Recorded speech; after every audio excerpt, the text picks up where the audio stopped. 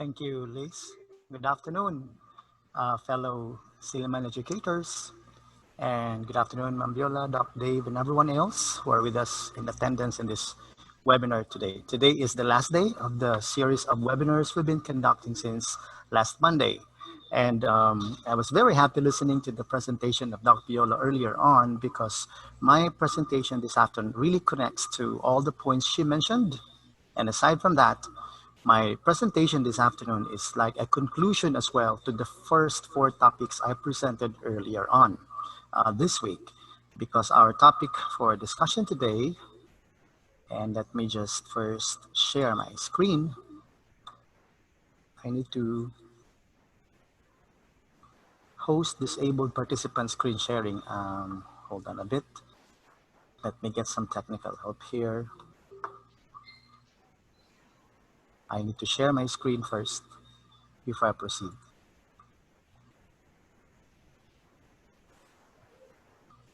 All right, I'll try it one more time.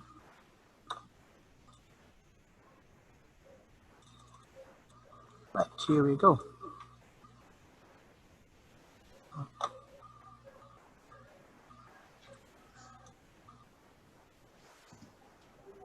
All right. So welcome to our session on evaluating and scoring performance-based assessments using standards-based rubric. Okay, before I proceed, I'd like to make a little appeal to everybody that if it's okay with you, I'll keep my presentation this afternoon really brief and quick because I also have an ongoing webinar that I am required to attend as part of the National Pool of Trainers with PAC. So I asked for just a couple of hours this afternoon to be excused just to be with you. So nonetheless, short this may be, but this should not shortchange all our expectations in this workshop or in this webinar. Okay, so we've been talking about how to design performance tasks or performance-based assessments that are meant to develop learners, the 7 C's, again, that we have been repeatedly talking about, and that these skills should prepare them for college or for higher education or for employment and even for life, okay? So the next question is, how are we going to evaluate performance-based assessments, knowing that evaluating and scoring their work, learners' works or their efforts are as important as, designing these tasks or these performance-based assessments. So first, let's talk about what a rubric is for first and foremost. Heidi Goodrich Andrade, a rubrics expert, defines rubric as a scoring tool that lists the criteria for a piece of work or what counts. For instance, a rubric for an essay might tell students that their work will be judged according to purpose, or perhaps according to organization, or to details, voice, if perhaps this were to be delivered, and mechanics, okay? Now, a rubric is a great tool for teachers, especially for me as a practicing teacher really in the classroom, because it is a simple way to set up a grading criteria for outputs. Not only is this tool useful for teachers, it is also helpful for students. A rubric clearly defines in writing what is expected of the student to get a particular grade on a particular task. Moreover, according to the same expert, a rubric also describes levels of quality for each of the criteria. Now, these levels of performance may be written as different ratings, like it's maybe according to these labels or ratings. Excellent as the highest level, of course, and then there's satisfactory, and then there's developing, and then there's beginning, okay? Or as numerical levels, as levels 4, 3, 2, and 1. Now, why use rubrics? Let's find out. So again, according to the same rubrics expert, Andrade, rubrics help students and teachers define quality. Okay. It may be, rubrics make it easier rather for teachers to explain to students why they got the grade they did and what they need or what they need to do to improve it. Okay, because It's in the rubric that we teachers clearly defines the quality that they have to meet or the expectations that they have to meet.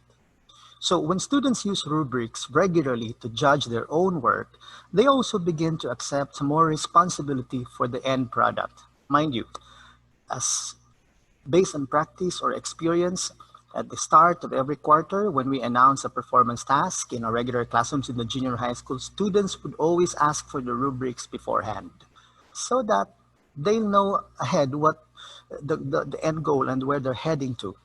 So it also cuts down on the am I done yet questions. So when we use rubrics. Okay, next, why else do we use rubrics? Rubrics reduce the time teachers spend grading student work. You don't have to think about how many points do I give to this particular piece of work, because again, you have a strong basis. You have a tangible basis for scoring, for according or allocating the points. Next, parents also usually like the rubrics concept once they understand it. As a matter of fact, some parents, even in the high school, would like to get hold of the rubric or rubrics for performance tasks of our students. Okay, so as one teacher says, parents know exactly what their child needs to do to be successful. Okay, so what are the types of rubric? It's important that we know the most commonly used types of rubric. You know, different sources may name different types, but according to one source, there are three of the most commonly used rubrics. Okay, number one is holistic rubrics. I mentioned this already earlier on this week on my first day being with you when we talked about writing and scoring essay tests. We talked about holistic rubrics. Well, these rubrics describe characteristics of each level of performance for an assignment or activity overall. Like again, for instance, when you would want to find out characteristics of an excellent research paper, you might want to find out how students meet these expectations by using holistic rubrics. Holistic rubrics are also best to use when there is no single correct answer or response, and the focus is on overall quality, proficiency, or understanding of a specific content. Now, allow me again to share to you one more time. Wait, I think I need to exit my camera so that, all right, I hope you can see now everything. So here's an example again of a holistic rubric, which I actually use in my classroom, in my English class. So again, this is a test for process or essay. Maybe this is quarter two. The question is, the test item says, again, the sonnet begins with the poet asking whether he must compare the person or he's addressing to a summer's day. Now, if you were the person to whom the poet addresses his thoughts and feelings in this poem, what do you think makes you and the summer's day comparable? Explain your answer by citing lines from the sonnet that reflect your qualities and rubrics. So, if you take a look at the rubric, this, these are the levels of proficiency, and each level is accorded with points. You might wonder why it is 10864, because somehow in the junior high school department we have institutionalized the according of points or the allotting of points to each level of proficiency. So let's take a look at level 3 first, where we give students again 8 points.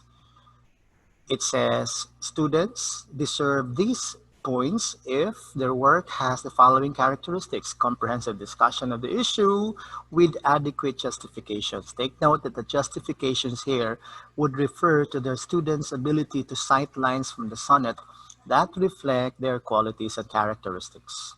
But they can get as high as perfect score of 10 when their work is a highly relevant discussion of the issue with strong justifications. It's in us, the teacher. Remember, I told you one time last Monday that scoring, for instance, an output for essay requires the expertise of the teacher handling to judge, okay, how rich the content perhaps is, okay? And so you can give 10 points when you find the work of the student highly relevant in terms of the discussion of the issue with strong justifications. Some justifications are adequate but not necessarily strong. By being strong, it means very convincing and written with much ease and confidence. Right, so when do we give 6 points? When the discussion is considered weak without direct justifications. And 4 points, level 1, if again, the discussion is vague and there are no justifications. You only give 0, as much as possible, only when there is no attempt to discuss. So again, holistic rubrics are ideal for essays, okay? Next, another kind of rubric is the analytic rubric. So analytic rubrics are two-dimensional rubrics with levels of achievement as columns and assessment criteria as rows. Now it allows you to assess participants' achievements based on multiple criteria using a single rubric. Take note, multiple criteria using a single rubric. You can assign different weights or value to the different criteria and include an overall achievement by totaling the criteria.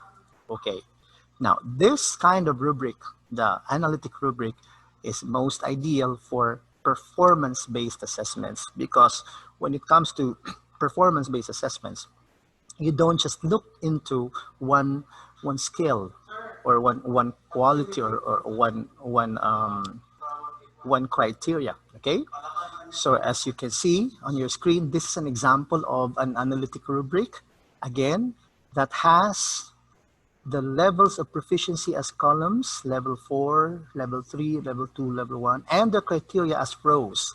For example, you have there the following criteria: emphasis, persuasive writing strategies, language and transitions, and credibility. And these are now the descriptors, which we're going to explain in a bit. Okay, so this is what we call analytic rubric, and this works perfect for performance tasks or performance-based assessments. Now, more often than not, teachers also tend to use checklists. Checklists are also considered as rubrics, but checklists are regarded as the least complex form of scoring system, and checklists are simple lists indicating the presence or quantity, and rather than quality, of elements.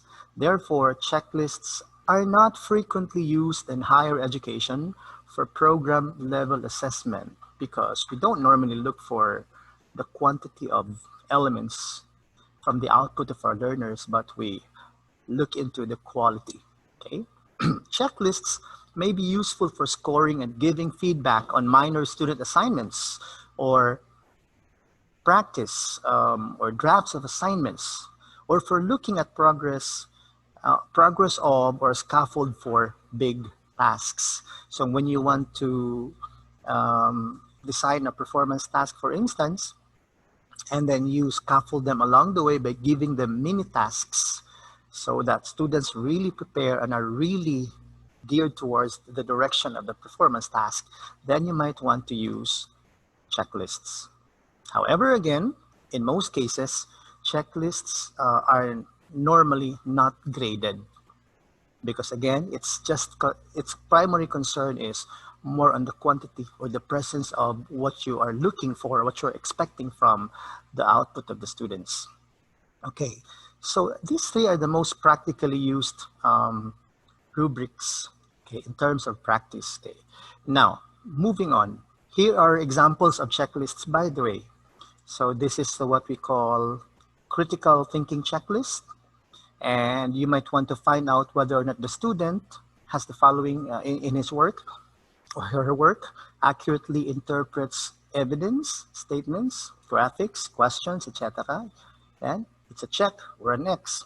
Identifies the salient arguments, like reasons and claims, offers analysis and evaluates major alternative points of view, draws warranted judicious, non-fallacious conclusions, justifies key results and procedures, explains assumptions and reasons, fair-mindedly follows where evidence and reason lead. So these are just examples of items you might want to look into when you want to find out critical thinking skills of your learners for a particular task or ongoing project or whatever it is. Next, another sample. Let's take a look at another sample. This time it's a presentation checklist, like the student engaged audience. Was he or was she able to engage audience? Used an academic or consultative ASL register, used adequate ASL syntactic and semantic features. Okay, so again, after a presentation, you might want to find out whether or not the student or the group met the expectations. So you might want to put a tick on each of the items, okay, just for you to be able to feedback objectively to the students that this was how your presentation went. These were evident, these were not, okay? So let's take a look at a sample again of a performance task. And if you remember, this performance task I presented a couple of days ago, if I'm not mistaken, it says again, what's the goal? Let's just go straight away to the goal. The goal of the performance task is, can you still remember how to look for the goal? It's like, it's the real world purpose. Okay, let me read anyway the entire task. The Southwest Asian region is currently in conflict due to the differences in their religious practices. The Director General of the United Nations Peace Bureau is sponsoring a regional summit following the theme, Mending Walls of Religious and Social Differences. As your country's peace mediator, you have been granted the opportunity to write and deliver a journalistic speech in order to present concrete solutions to address conflicts in the region. During the summit, that will be aired live in local television networks in the region, the speech should be able to persuade the members of the summit and local TV viewers through your use of persuasive writing strategies, emphasis, language and transitions, credibility, impact, use of prosodic features, and confidence. Now, I intended to bring back this example to you because I'd like us all to look into the standards. The last S in GRASPs, remember, means standards. And in this case, the standards are persuasive writing strategies, emphasis, language and transitions, credibility, impact, use of prosodic features, and confidence. Now, these are important items in the GRASPs because these items become now the basis for evaluating and scoring students' performance tasks or performance-based assessments. And where did this particular teacher who designed this performance task get these standards from? Again, from DepEd's curriculum guide, or supposedly from CHED's CMOs and ILOs. Okay, so that these standards now should be translated into your rubric. So here is how it can possibly look like. So the standards a while ago will now be translated into criteria. Okay, rubric criteria are again based on the GRASPs, the last S, which means standards. Okay, and then alignment of rubric criteria with standards and transfer goal must be observed. Now, if and only if the items in the criteria are taken from the last S of GRASPs, then you can be assured that there is alignment between your criteria and your standards. And there is an alignment between the last S of GRASP standards with, of course, the standards as stated in the curriculum guide or in the CMO or ILO. Okay, so that's the same thing. So for the purpose of emphasis, so here we go again. Remember, the last S of GRASPs is standards, and I have said that a while ago. And then all these items, persuasive writing, must be now translated as the criteria for scoring.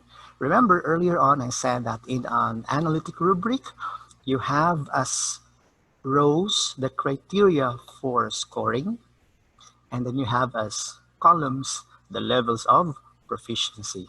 So this is how an analytic rubric should be framed, okay? Where there is alignment of criteria with the standards in grasps and the transfer goal, which I also mentioned to you on the first day that we talked about performance tasks. Okay, so this is just a continuation. These are more of the criteria taken from the standards. Okay, now, again, before I proceed, I'd like to emphasize that there should be alignment between criteria and the standards, just like it is being demonstrated on your screens now, that all of these items found under criteria are again lifted from the last S of grasps, which means standards. Okay. So what else makes a rubric ideal or good or quality rubric? Rubrics must have clear essential criteria. Okay. And one way of making sure that criteria are clear and essential is that when they are lifted from the standards. Okay, next, there must be a realistic number of criteria. So while this is dependent with the number of items mentioned in the standards or expected from the ILOs or the learning outcomes, there should be a realistic number of criteria. Well, based on practice, realistic number would range from 4 to 7 or sometimes 8. But beyond that, I think that's too many already to become a realistic number. Next, a quality rubric has explicit observable indicators. What do you mean by indicators? These are the descriptors under each level of proficiency and per criterion. Okay, next. What makes explicit observable indicators? When there are no overlaps in levels. There should be no overlaps in levels, and this is one thing that we should try to be very mindful about when there are no overlaps in the levels of proficiency. Also, quality rubric avoids ranges. Now, I'm sure you still remember some of your teachers way back in high school or grade school that gave tests and scored our test results with ranges. For example, your score is 8 to 10 if you had met the following expectations. Your score is 5 to 7 if... Now, in principles of quality rubric, we avoid the use of ranges. Very simple example. If I were to be a classmate of somebody and then I scored 9 out of 10 for my essay test, for instance, and my classmate got 10 over 10, I will probably ask my teacher, sir, what makes my answer 9 and what makes his answer 10?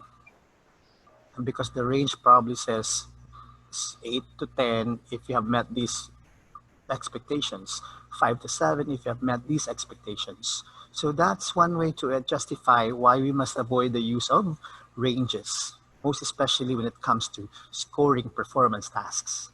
Okay, moving on. A quality rubric must have real-world criteria that are not only having realistic number, but criteria that are really observable. Okay, high interjudge reliability. This is particularly true when in the event of having an integrated performance task, when there may not be just one teacher to judge or to score performance. So there must be high interjudge reliability so that whoever sits in for me when I'm not around can also easily interpret the criteria or the rubric for scoring. Next, a quality rubric is tested out with students.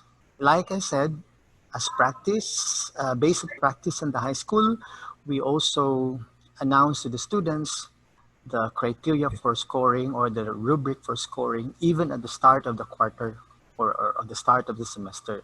And that there are also occasions when we revisit our rubrics and evaluate and ask for opinions from students. How did you find the rubric for scoring?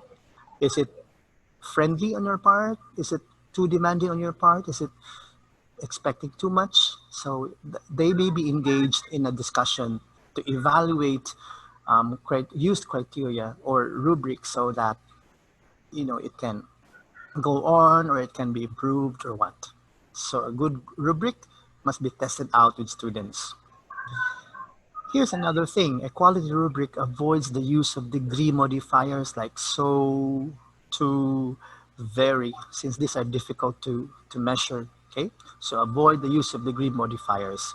And maybe for the sake of consistency, a good rubric also uses verbs in the present tense.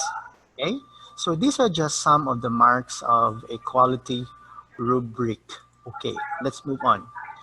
I'd like to use a metaphor. You know, designing a rubric is like also riding a bicycle or rating a bicycle rider. There are also probably four levels 4, 3, 2, and 1. And in level 3, for instance, the bicycle rider performs the required action. He or she is able to drive a bike and maintain one's balance and does not fall.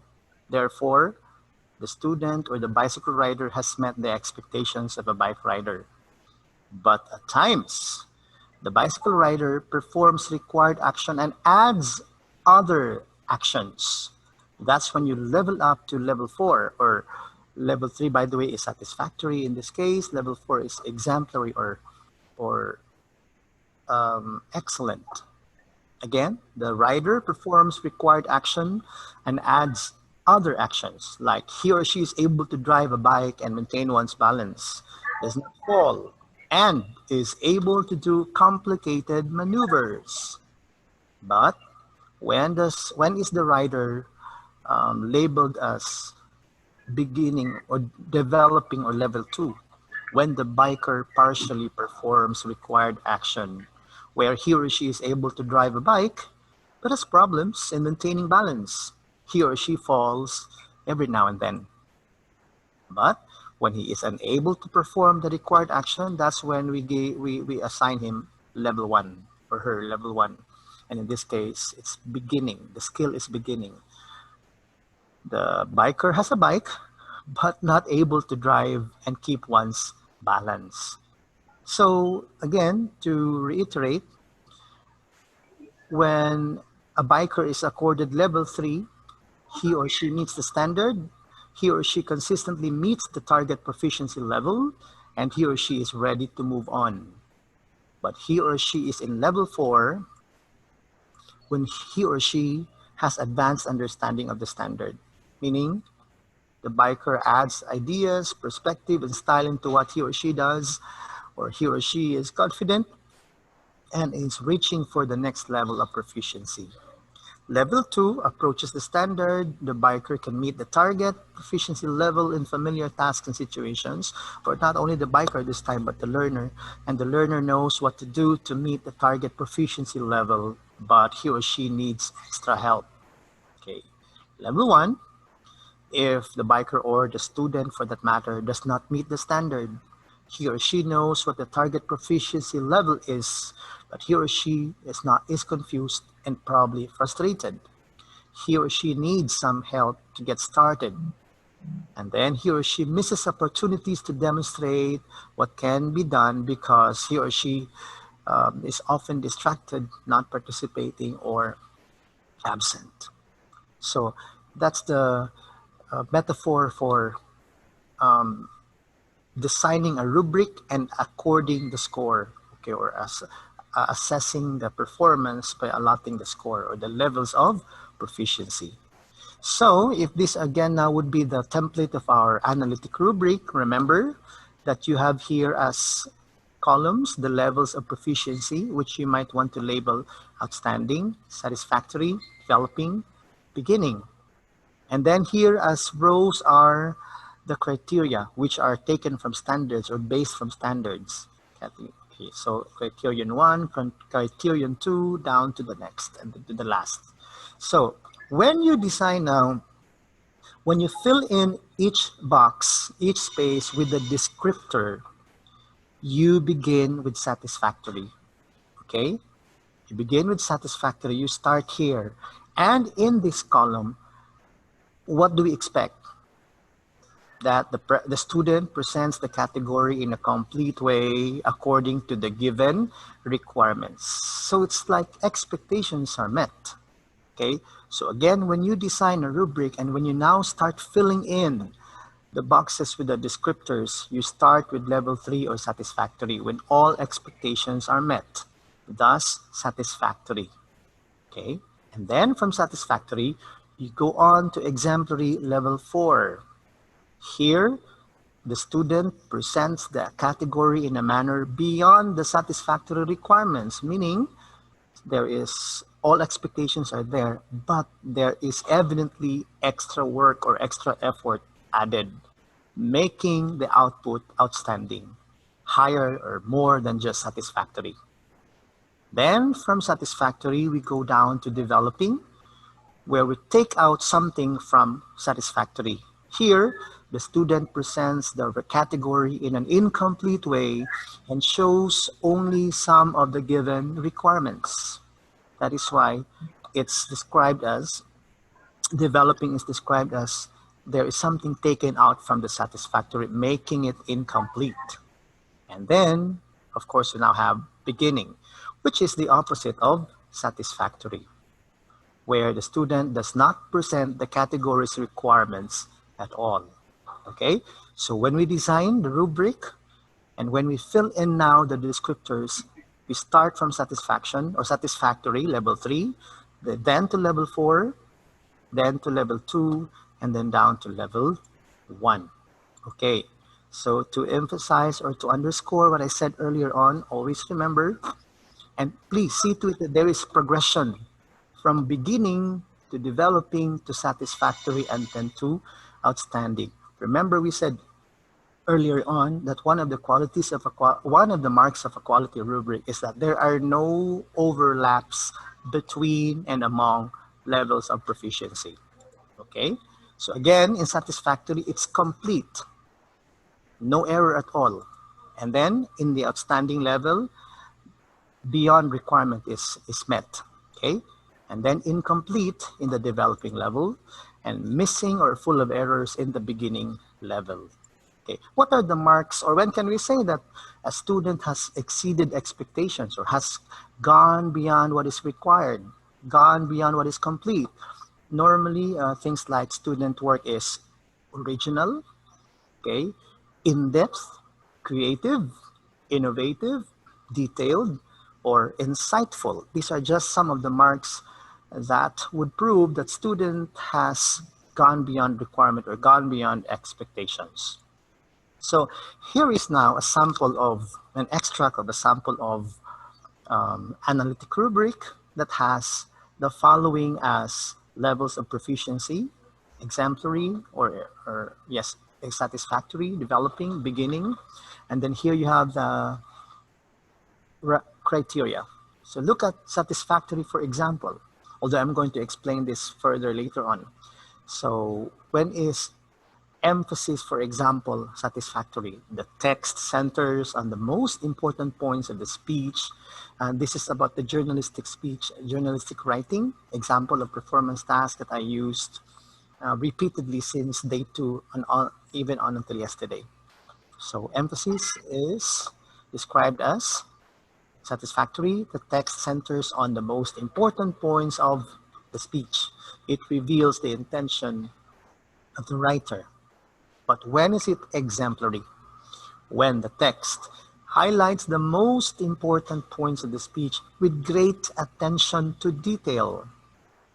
It reveals the writer's intention and encourages reaction. So you see, it really sounds like the student has gone beyond what are expected in the satisfactory level. Okay? And who is the best person to judge whether the person has really gone beyond expectations? Well, that's us, that's we. Okay? Developing. Take something out from satisfactory. The text reveals the intention of the speaker. However, it was unable to mention important points. Some parts missing. And when is it in the beginning level? When the text does not contain important points. It does not reveal the intention of the writer. Okay? Let's skip this credibility. Okay, you can just revisit the other items later on. Let's go to credibility. For credibility, for example, so satisfactory, authors and sources of borrowed information are cited properly using specific citation techniques. Fine, expectations are met. But when is it exemplary? When is credibility of the paper or the speech written marked as exemplary or excellent? When authors and sources of borrowed information are expertly cited using varied citation techniques. So that's really beyond expectation. When is it developing? Level 2. Authors and sources of borrowed information are cited, but a format is not observed. And when is it beginning? Level 1. Authors and sources of borrowed information are not cited at all. Okay? So this is just a sample extract from, or rather, an analytic rubric for a specific performance task. Okay. Let's take a look at, yeah, someone is co-hosting with me. Okay, anyway, let's move on. So here is another sample extract from a rubric. And if you look at the criterion, it says organization. Okay, and then levels of satisfactory, advanced, satisfactory, developing, beginning, or satisfactory, advanced, developing, beginning. Now, what do you think is erroneous with this extract? Okay. Look at satisfactory, organized in all parts. Fine, expectations are met. Advanced, organized in a unique way. The student has gone beyond the expectation. Not only did the student organize all parts, but organize all of these uniquely. Then organized in some parts, or it's not organized at all. Sounds like it's fine, it's correct, but there is something wrong here. What is that? Observable aspects of organization are not defined. Now, if you look at the criterion, organization, it should not be described as by using the same word it is, like organized in all parts, organized, because you have to specify in the descriptors what makes this particular organization aspect observable. So maybe organization means there is a smooth transition from one idea to the next. And that's what we should specify in our levels of proficiency. Here's another extract. Format. Start from satisfactory. Follows entire format. Follows and enhances format. Follows format in some parts. Does not follow format at all. You think there's something wrong with this rubric that has format rather as one of the criteria? Let me tell you, items like format or mechanics are not part of the standards. So you might just want to use it as one of the items in the checklist. Okay? Why did I say that? Because I am talking about the same example of a performance task. Remember this example? Look at the standards. The standards does not mention format. And the criteria naturally should not also mention or should not include format since it is not stated in the standards. In other words, if we go back a bit to that previous slide, you don't include in your criteria or in your rubric items that are not to be measured because they are not stated in the standards or they are not part of what the ILOs expect, okay, or the standards expect. So I hope I have made that clear. Next, how about this? Another criterion is supporting examples using the same performance task, the journalistic text writing. So here we go. Satisfactory gives 3 to 5 supporting examples. Advanced gives more than 5 supporting examples. Developing gives 1 to 2 supporting examples. And beginning gives no supporting examples at all. Now, what is wrong? What is obviously wrong in this rubric, in this extract of a rubric. Okay, remember, quantity is not usually found in standards. Let us rather focus on the quality of specific criterion or specific criteria. Plus, what did we say earlier on? Avoid the use of ranges. So what makes a difference between giving 3, 4, and 5 supporting examples? Now, in this case, there's no difference at all because you are using ranging in this level, satisfactory, for example.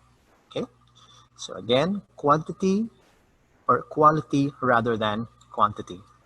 How about this next item? Following directions. You know, since time immemorial, following directions is very important in whatever academic endeavor or activity learners are engaged in. But if you look at the proficiency levels, let's take a look at satisfactory, follows direction in all parts, follows and enhances directions. Developing follows direction in some parts, and in the beginning does not follow directions at all. Is there anything wrong here? What do you think is wrong with our sample rubric? Maybe some of you are thinking what I am thinking. This particular criterion is concerned with task rather than with learning. So we don't normally rate or score performance based on their students' ability to follow directions. Otherwise, when learners have not followed directions in their performance tasks, that would probably mean that we did not scaffold or we did not prepare the learners that much that they were not able to follow instructions. So let's not be concerned with task but rather with learning. Okay, how about the next one? Explanation. Satisfactory gives wrong reasons sometimes. Advanced gives logical reasons throughout. Developing gives inconsistent reasons in some parts. And beginning, reasons do not make sense in certain parts. Now, what is, again, obviously wrong in this sample rubric? Okay, there is no clear distinction between levels. As a matter of fact, the advanced level sounds like proficient or satisfactory. Now, what is wrong with our descriptive here for descriptor here for satisfactory? It says gives wrong reasons sometimes. Why is it satisfactory when a particular student, for example, gives wrong reasons sometimes? When can something wrong be satisfactory in the first place? Okay, remember, satisfactory means all expectations are met. Okay, so this is an erroneous extract of a rubric. How about this next one? Now let's talk about content. Satisfactory, the content is comprehensive and acceptably sufficient. Some expected information are not discussed. Advanced, the content is complete with additional information that reflects the student's deep understanding. Very comprehensive. Developing, the content is comprehensive but insufficient. Some expected information are not discussed. Beginning, the content is incomprehensive and insufficient. Expected information are not discussed. I think some of you were very quick to notice that these are the errors here. Remember, what did we say? One of the qualities of a good rubric, we don't use intensifiers like so, to, very. Okay, next. Under satisfactory, it says some expected information are not discussed. So if some expected information are not discussed, so why is it satisfactory in the first place? Okay, so it sounds like this should be for developing. So there is now an overlapping between satisfactory and developing. So the content is comprehensive but insufficient. It's possible, comprehensive but not sufficient. Some expected information are not discussed. So this statement sounds really for developing rather than for satisfactory. And I see nothing wrong with the beginning level here. Here's another sample. The use of visual materials is what we're talking about here. Satisfactory contains pictures or videos and complete description or explanations were provided. Advanced contains a lot of pictures or videos and complete description or explanations were provided. Additional details were included. Look at developing. Contains pictures or videos, but description or explanations were not provided. Beginning does not contain pictures or videos at all. Again, some of you may have been very quick to notice that we should not use the term a lot of pictures because it's difficult to gauge, okay, to measure. And then look, avoid the use of, or as much as possible, one of the marks of a quality rubric is that we use present tense verbs consistently all throughout. Okay, next, organization. Look at satisfactory again first. Presentation provides sufficient evidence on effective ways of taking care of the respiratory and circulatory systems in order to promote a healthy lifestyle. Look at advanced. Presentation is carefully organized and provides sufficient and convincing evidence on effective ways of taking care of the respiratory and circulatory systems in order to promote a healthy lifestyle. Developing. Presentation has some lapses on the coherence of the evidence on effective ways of taking care of the respiratory and circulatory systems in order to promote a healthy lifestyle. Beginning. Presentation has no evident organization on effective ways of taking care of the respiratory and circulatory systems in order to promote a healthy lifestyle. Do you think there's nothing wrong with any of the descriptors under any level of proficiency, whether satisfactory, advanced, developing, or beginning? Sorry, there's nothing wrong. This now sounds perfect. There are no overlaps. There are now the marks, as I mentioned earlier on, the marks of a quality rubric. So again, when you design the descriptors for the levels of proficiency, you start from satisfactory, then on to advanced, then to developing, then to beginning. One of the most common questions participants during trainings ask is this: sir, is it okay that we copy or download from the internet? Because in the internet we can find a myriad of rubric for scoring. That's fine, for as long as there is again an alignment between items under criteria with standards. And standards in the last S of grasps must be aligned with the standards stated in the curriculum guide or the standards taken from the CMOs of CHED. Okay? Or these are aligned with the intended learning outcomes. I know that it's not going to be as easy as we think it is when we provide the descriptors. So that's why we can just borrow terms or borrow descriptors that can be found from the internet. Okay, again, just be cautious. There must be alignment, okay, between criteria and standards, and that there are no overlaps whatsoever among the levels of proficiency. So going back to this example, which I will not read anymore because I have repeatedly read this already. So again, you have the grasps evident in this performance task, and then the last S will now become our basis for designing what I'll now present to you as an ideal analytic rubric for journalistic speech writing, where emphasis is measured in terms of these descriptors. Okay, so again, under emphasis, it is satisfactory when the text centers on the most important points of the speech. It reveals the intention of the writer. It is exemplary or excellent, level 4, if the text highlights the most important points of the speech with great attention to detail. It reveals the writer's intention and encourages reactions. And developing, when the text reveals the intention of the writer's speaker. However, it was unable to mention important points, the text. Next, beginning, the text does not contain important points and it does not reveal the intention of the writer. I don't have to walk you through all of these for now because we don't have the liberty of time. But here's one thing. Whenever I present to my students the scoring rubric, I would really read these out to them by heart. But in some cases, I would rather not anymore read to them developing and beginning parts so that they'll be encouraged to really go for satisfactory or really go for exemplary.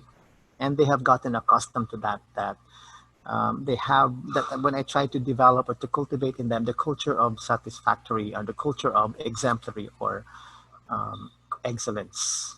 Okay, so you may have the freedom to go through these later on and see how carefully the descriptors are designed in such a way that they meet expectations according to the demands of a good or a quality rubric. There are no overlaps and so on and so forth. Okay, so these are just more examples. Okay, so like I said, our sharing this afternoon is not going to be very long. I'd like to keep it quick and short because I have another webinar to run into right after this. But of course, I also wanted to keep the presentation short so we can have more time for the interaction. I know that this is the last day of the webinar and that being the last day, we should have all our questions raised. And Ma'am Viola and I are here to do our very best to give you the best that we can to address your concerns and answer your questions. With all these things being said, I'd like to end with a quote from Henry Ford, and it says, "Coming together is a beginning, keeping together is progress, and working together is success." May hapon siliman ug daghang salamat. God bless.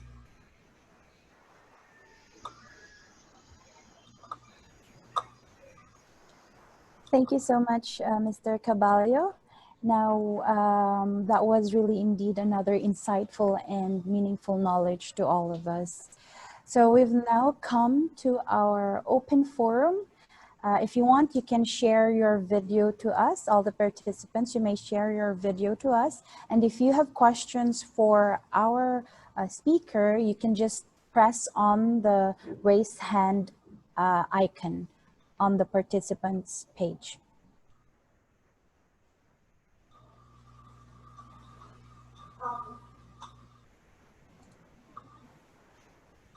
While waiting, good afternoon, Ma'am Viola. Sorry, Miss Lisa.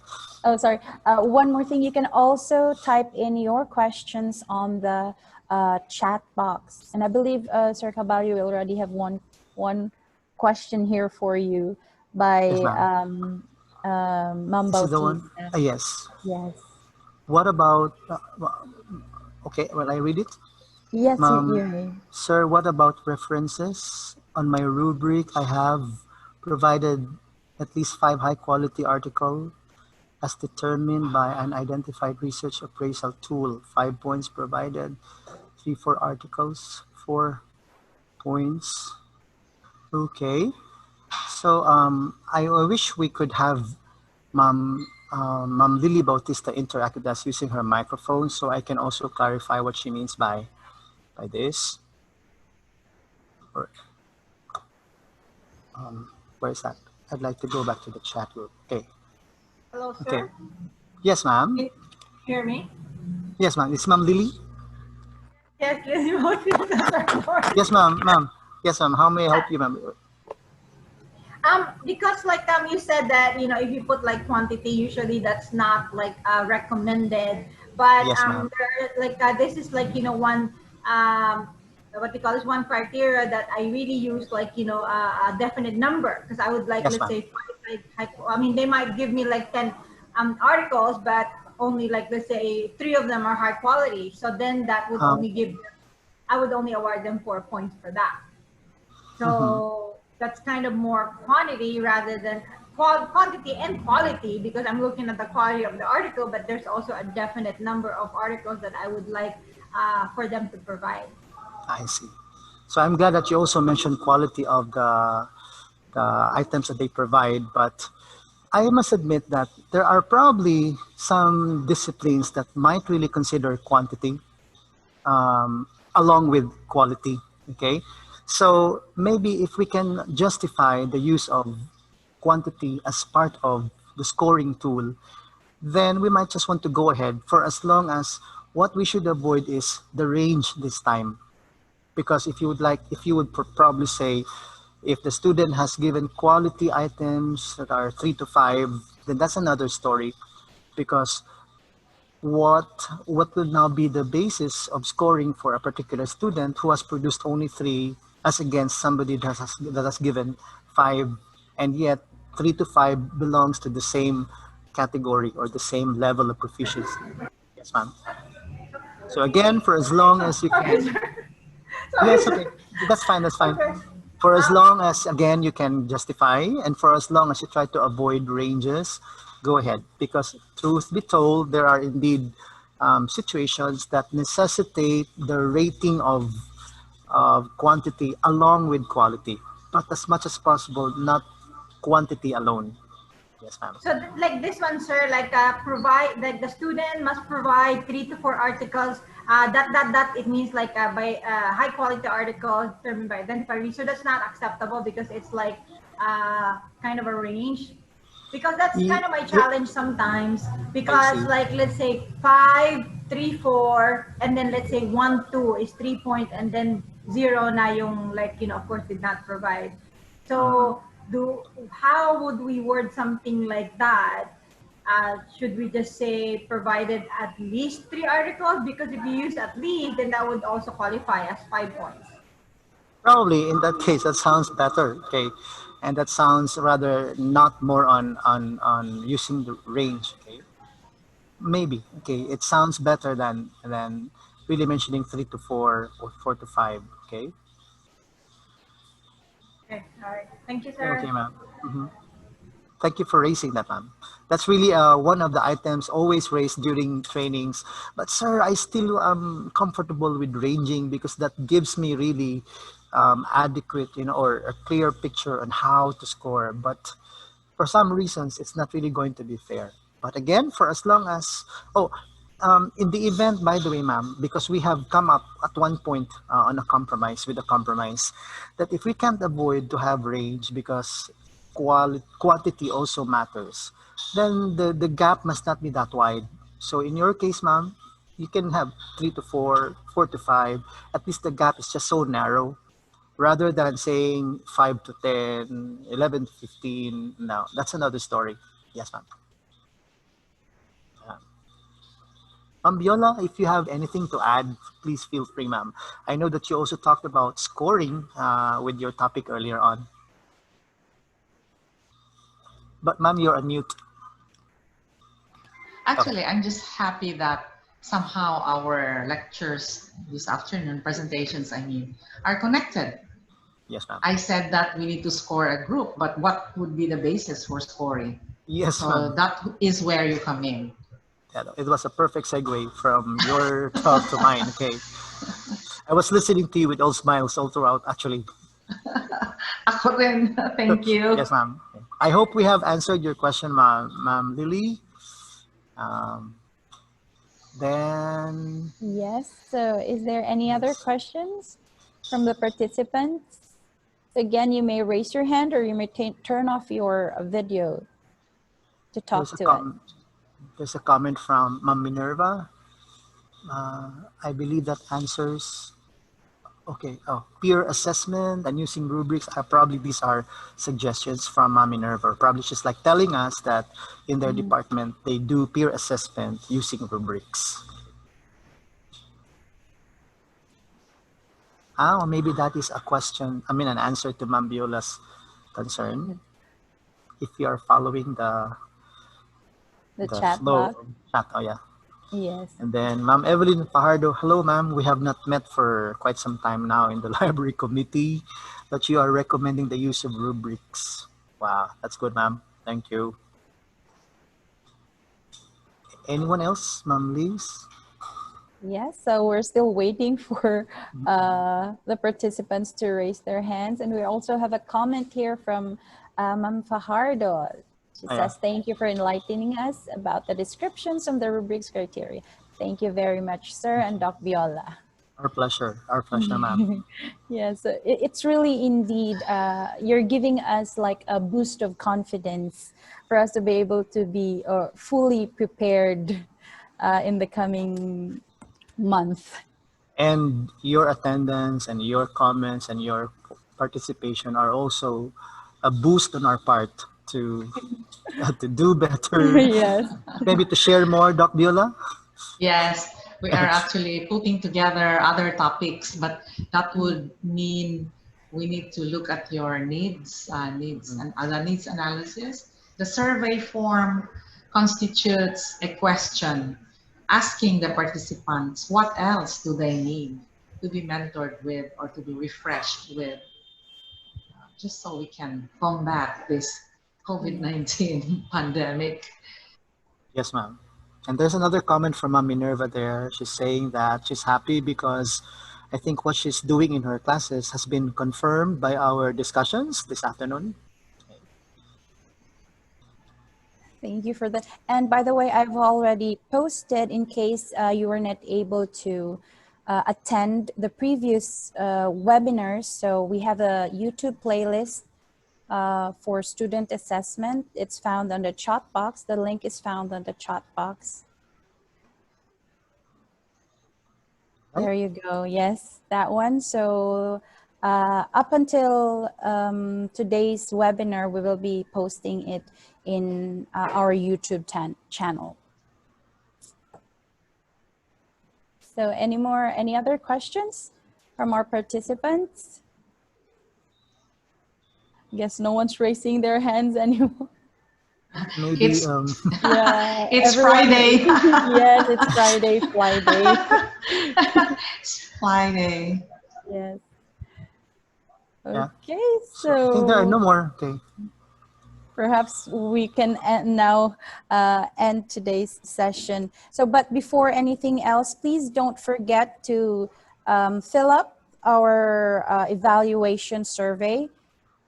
Again, it's posted on the chat box for you to be able to get your certificate. And we would also like, since this is the last day of our webinar, we also have a certificate for both our speakers. So let me just change my slide. Can we show the, yes, there you go.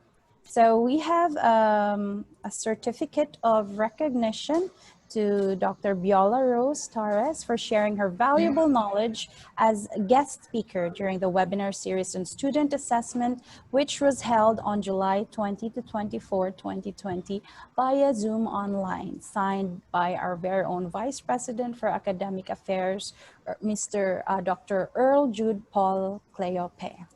And the same recognition or citation goes to Mr. Renelito C. Caballo. Thank you so much. Thank you. For all that you have shared to us. And for Pleasure. our participants as well, you will also be given their certificate of participation for all the webinars that you have attended. So if you have fill out the forms from the link, you'll be able to receive your certificate of participation. And this one is signed by our very own Dr. Viola Torres. Okay. Thank And you. thank you. And by the way, just a reminder as well, for tomorrow, we also have another webinar. There you go. Tomorrow we have 10 to 11 a.m. This is about Classroom Without Walls, Best Practices, Pandemic Pedagogy webinar series. And at 2 o'clock to 4 in the afternoon, we have Intellectual Property and Data Privacy in Online Education. This is via Zoom. So we'll just post the link on the chat box so you will be able to register. Yes. Okay. So yes, do you have any parting words for us, Doc I just want to Viola? thank. I just would like to thank again Dr. Biola for the opportunity she has given me, for the trust and confidence, and of course, Dr. Dave Marshall for the opportunity to be of service to fellow Silliman educators. It somehow eases up the guilt in me because I have been, as Dr. Biola mentioned the other day, I've been going around training teachers from other schools, but I have had not yet so much of an opportunity to be of service to my colleagues here in Silliman. So thank you, and looking forward to more opportunities, ma'am and sir, and looking forward to more interaction in the next webinars to come. Daghang salamat. Thank you so much, sir. Ma'am Biola? Yeah, I just also want to thank everyone for attending the 5 series of webinars. I know it's not easy to slice your very precious time just to join this series. Yeah, So I'm thank you. hoping that for the succeeding activities that we will be organizing, you will also be there, and we'll also look forward to more participants in the upcoming webinars. Once again, thank you. Thank you, Soul staff. Dr. Dave, salamat. Thank you, Soul. Yeah, Mr. Caballo, salamat. Thank you, ma'am. Thank you very much. And yeah, God bless everyone. Yeah, I must not forget to mention, thank you, Soul, men and women in Soul, for giving us the soul to our talks. Daghang salamat. Right, thank you. That's true. You're very much welcome. So that ends our session. Have a great weekend, everyone. Great weekend. You too. Bye-bye. You too. Okay, Thank you. bye.